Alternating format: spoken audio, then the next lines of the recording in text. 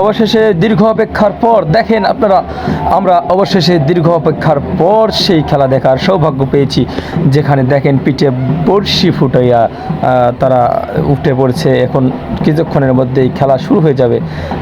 যে চড়ক পূজার যে মেইন আকর্ষণ সেটা হচ্ছে এই বড়শি ফুটাইয়া খেলা, মানে বড়শি ফুটানো। তো দেখেন পিঠে বড়শি ফুটায় নিছে, এখন সেখানে দড়ি বাঁধছে। তো এই খেলাটা দেখার জন্য আমরা অনেক আগ্রহ করে বসেছিলাম দীর্ঘ সময়। তো যারা যারা এই খেলাটি দেখছেন তারা অবশ্যই লাইক, কমেন্ট এবং শেয়ার করবেন। তো দেখেন কিভাবে ছিনি বড়শিটা ফুটিয়ে নিচ্ছে, এবং দেখেন অল্প কিছুক্ষণের মধ্যেই সেই মইগুলো টান দেওয়া হবে। এক মইয়ের দ্বারা তাকে তুলে দেওয়া হয়েছে অনেক দূরে।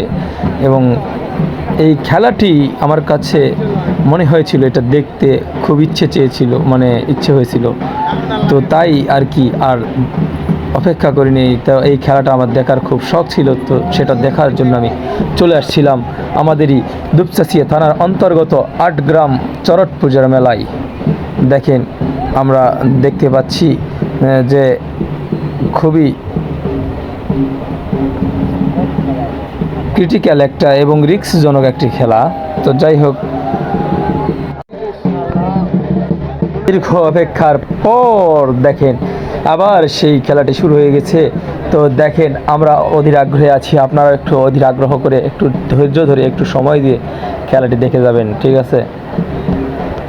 অনেক সুন্দর লাগতেছে, এবং এই রিস্কজনক খেলাটি শুধুমাত্র তাদের দ্বারাই সম্ভব যারা এই ধরনের রিস্ক নিতে পারে। হ্যাঁ দেখেন অল্প সময়ের মধ্যে খেলা শুরু হয়ে যাবে। তিনি ঝুলে পড়েছেন। হ্যাঁ দেখেন, আপনারা দেখতে পাচ্ছেন।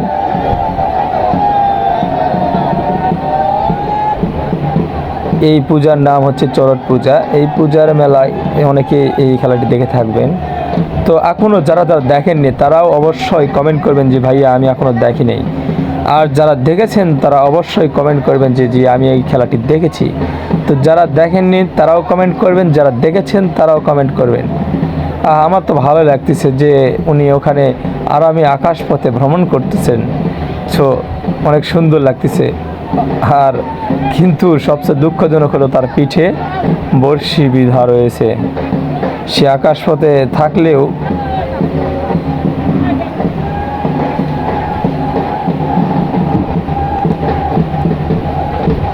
কিন্তু তার পিঠে অনেকটা যন্ত্রণা হওয়ার কথা। তো যাই হোক, তারাই ভালো জানবেন যে আসলে কি হয়েছে। তো আমরা অনেক আগ্রহ করে এই খেলাটি দেখতে এসেছিলাম এবং অনেক আগ্রহ করে খেলাটি দেখতেছি, যেহেতু এটা সনাতন ধর্মের একটি খেলা বা সনাতন ধর্মের একটি পূজা। এটা খেলা না পূজা, তাদের ধর্মে হয়তো বা পূজা, যেটা আমরা জানি না। তারপরও দেখতে আসছি এবং সবাইকে ভিডিওর মাধ্যমে দেখানোর চেষ্টা করতেছি। আসলে এটা অনেক রিস্কজনক এবং অনেক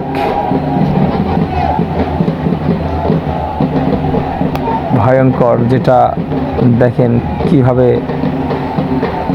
জীবনের ঝুঁকির মতো আমার কাছে ঝুঁকিপূর্ণ মনে হচ্ছিল খেলাটি।